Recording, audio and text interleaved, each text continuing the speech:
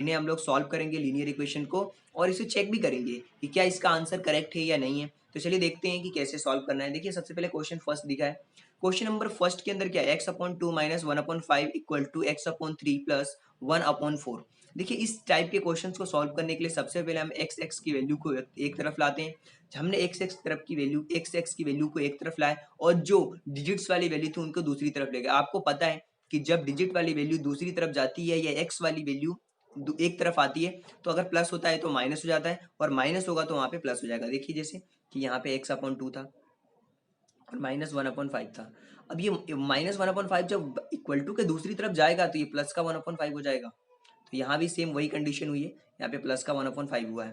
अब यहाँ पे x/3 क्या था, प्लस का था।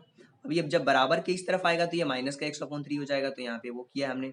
अब इसको सॉल्व किया हमने एलसीएम लेके। आपको एलसीएम लेके सॉल्व करना इक्वेशंस को आता ही है। एलसीएम लेके हमने सॉल्व किया और यहाँ से हमें वैल्यू मिली x की 27/10। हमें x की वैल्यू मिल गई 27/10। अब हम लोग पुट करेंगे लेफ्ट हैंड साइड में भी और राइट हैंड साइड में भी। तो यहाँ पे हमने x की वैल्यू को पुट किया और दूसरे वाले में भी x की वैल्यू को पुट किया और हमने सॉल्व किया, देखा कि 23/20 आ रहा था दोनों तरफ। तो हम कह सकते हैं कि इट इज करेक्ट। ये हमारा आंसर क्या था, करेक्ट था, सही था। अब मैं बात करता हूँ दूसरे क्वेश्चंस की। दूसरे क्वेश्चंस में भी सेम इसी तरीके से हमें करना है। यहाँ पे n दिया हुआ है x की जगह पे, तो n/2 माइनस का 3n/4 और प्लस 5n/6। देखिए n वाले जो टर्म्स हैं वो तो एक तरफ है, तो हमें इसमें ज्यादा टेंशन लेने की जरूरत नहीं है क्योंकि हम डायरेक्टली यहाँ पे एलसीएम लेंगे और एलसीएम लेकर सॉल्व करेंगे। और एलसीएम लेकर सॉल्व करेंगे तो हमारे पास n की वैल्यू निकल के आएगी 36। अब यहाँ पे चेक कर लेंगे वैल्यू पुट करके। तो यहाँ पे जब जैसी वैल्यू चेक करेंगे 21 इक्वल टू 21 आने वाला है, तो ये भी हमारा आंसर करेक्ट है। हम कह सकते हैं इट इज करेक्ट। अब हम बात करते हैं क्वेश्चन नंबर थर्ड की। क्वेश्चन नंबर थर्ड में भी क्या है, x+7 माइनस का 8x/3 दिया हुआ। देखिए अब एक ही टर्म से जो इक्वल टू के इस तरफ है और माइनस का 5/2, तो माइनस के 5/2 को हम एक तरफ लाएंगे और जो इधर का एक डिजिट है 7 इसको दूसरी तरफ ले जाएंगे और इसको एलसीएम लेके सॉल्व करेंगे तो हमारे पास जो आंसर निकल के आएगी x की वैल्यू -5 निकल के आएगा। अब इसको भी चेक करेंगे हम लोग, -5 रखेंगे इन दोनों इक्वेशंस में और -5 रखने के बाद हम लोग देखेंगे क्या एलएचएस और आरएचएस इक्वल आ रहे हैं। तो हमने देखा कि एलएचएस भी 46/3 आ रहा है और आरएचएस भी 46/3 आ रहा है। तो हम कह सकते हैं कि देयरफॉर इट इज करेक्ट। अब हम बात करते हैं क्वेश्चन नंबर फोर्थ की। क्वेश्चन नंबर फोर्थ में जब इस टाइप के क्वेश्चंस हो तो हमें क्या करना है, क्रॉस मल्टीप्लीकेशन करना है। क्रॉस मल्टीप्लीकेशन करेंगे 5 में x-5 का करेंगे तो देखिए 5 में x का किया 5x, 5 में 5 का किया 25 और 3 में x का किया 3x और 3 में 3 का करेंगे 9 आएगा। अब इस इक्वेशन को हम लोग सॉल्व करेंगे। इस इक्वेशन को जैसे हम लोग सॉल्व करेंगे तो x की वैल्यू हमारे पास निकल के आएगी, वो है हमारी x की वैल्यू 8 और 8 को हम लोग पुट करेंगे LHS में भी और RHS में भी। तो हमारे पास जो वैल्यू निकल के आएगी 1 और 1। तो हम कह सकते हैं कि LHS और RHS दोनों ही क्या है, इक्वल है। Therefore it is correct. हम कह सकते हैं कि ये दोनों वैल्यूज क्या है, ये जो आंसर है हमारा आया है वो करेक्ट है। अब मैं बात करता हूँ क्वेश्चन नंबर 5 की। क्वेश्चन नंबर 5 के अंदर क्या दिया गया है, क्वेश्चन नंबर 5 के अंदर एक चीज दी गई है 3t माइनस का 2/4 minus 2t plus 3/3 equal to 2/3 minus का t। तो टी वाले टर्म्स को हम लोग एक तरफ ले जाएंगे और जैसे ही टी वाले टर्म्स एक तरफ हो जाएंगे हम वहां पे एलसीएम लेके सॉल्व करेंगे तो t की जो वैल्यू निकल के आएगी वो 2 निकल के आएगी और 2 हम लोग पुट करेंगे इस इक्वेशंस में।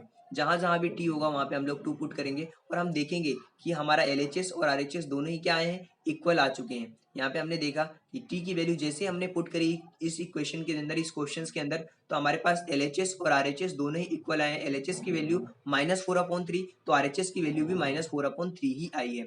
अब मैं बात करता हूँ क्वेश्चन नंबर 6 की, जो कि m के टर्म में कंप्लीट क्वेश्चन दिया हुआ है। m के टर्म में अगर कंप्लीट क्वेश्चन दिया हुआ है तो यहाँ हम क्या करेंगे, सबसे पहले देखेंगे कि जो इक्वल टू के एक तरफ जो 1 है वहां पे हम लोग जो m वाले टर्म से उसको एक तरफ ले आएंगे। एक तरफ लाने के बाद हम लोग एलसीएम लेंगे और एलसीएम लेके इस क्वेश्चंस को सॉल्व करेंगे। तो जो हमारे पास m की वैल्यू आएगी वो आएगी 7/5। अब 7/5 को हम लोग पुट कर देंगे इस इक्वेशंस के अंदर और जैसे ही 7/5 को हम लोग पुट करेंगे तो आप देख पा रहे होंगे कि यहाँ पे जो आंसर निकल के आएगा वो 6/5 और 6/5 निकल के आएगा।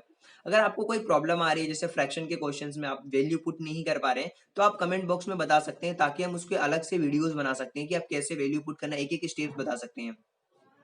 बाकी आपने पिछली क्लासेस में सीखा होगा, इन 8th क्लासेस में 7th क्लासेस में आपने सीखा होगा कि कैसे हम लोग वैल्यूज पुट करते हैं। अब 8th क्लासेस में तो ऑलरेडी हुआ आप लोग, अभी ये जो आपने सीखा होगा 7th क्लास में 6th क्लास में फ्रैक्शन के क्वेश्चंस को सॉल्व करना आपने सीखा होगा। तो अभी हम बात करेंगे क्वेश्चन नंबर 7 की।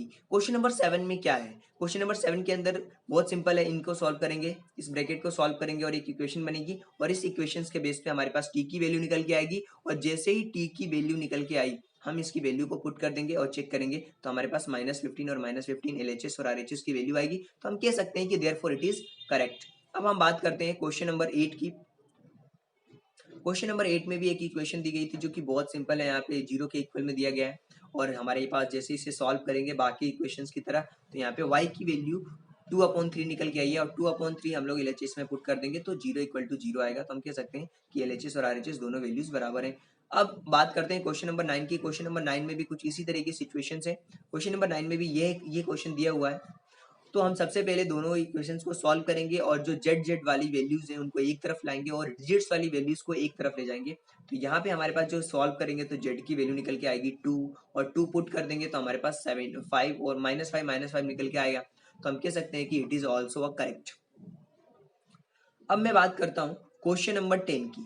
क्वेश्चन नंबर 10 के अंदर क्या बोला गया है? क्वेश्चन नंबर 10 के अंदर दिया गया है पॉइंट वाले कुछ क्वेश्चन है, तो पॉइंट का हम लोग डायरेक्ट मल्टीप्लाई करेंगे तो ये तो हो जाएगा 1 और इसका भी मल्टीप्लाई किया हमने और जो एफ वाले टर्म है उनको एक तरफ रख लिया और बाकी डिजिट्स वाले को एक तरफ कर लिया, तो हमारे पास जो एफ की वैल्यू निकल के आई है वो 0.6 निकल के आई है। अब 0.6 को हम लोग पुट कर देंगे जो हमारे क्वेश्चन है उसके अंदर। अब जैसे वैल्यूज पुट करेंगे तो हमें मिला -0.150 इक्वल टू -0.150, तो हम कह सकते हैं कि जो एलएचएस और आरएचएस दोनों ही इक्वल है, दोनों ही इक्वल है, यानी कि इट इज करेक्ट। ये आंसर भी हमारा क्या है? करेक्ट है। तो ये कंप्लीट एक्सरसाइज थी जो कि हमने डिस्कस करी क्लास 8 की एक्सरसाइज 2.5 के बारे में। लेकिन फिर भी अगर आपको कोई डाउट आता है तो आप कमेंट बॉक्स में अपने डाउट पूछ सकते हैं। उम्मीद है माय डियर फ्रेंड्स कि ये लेक्चर आप सभी लोगों को पसंद आया होगा। अगर आपको पसंद आता है तो आप भी अपने दोस्तों के बीच शेयर कर सकते हैं ताकि वो भी घर बैठे फ्री ऑफ कॉस्ट एनसीईआरटी के सॉल्यूशंस देख सकें और समझ सकें। Thank you so much. Thanks for watching my video.